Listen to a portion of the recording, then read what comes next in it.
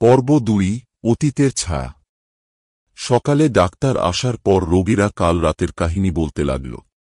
কিন্তু হাসপাতালের senior nurse Rita miss এক গম্ভীর হাসি দিয়ে বললেন, এগুলো কল্পনা ছাড়া কিছুই নয়। অতিরিক্ত ওষুধের প্রভাবেও এমন বিভ্রম হতে পারে। কিন্তু রমেশবাবু জানতেন এটা বিভ্রম নয়।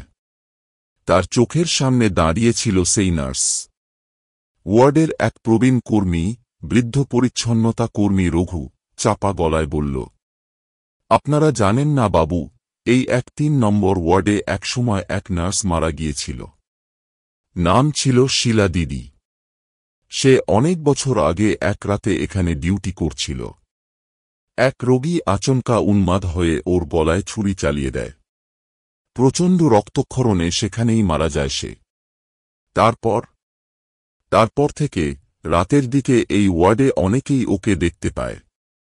মাঝে মাঝে কাঁদতে শোনা যায়।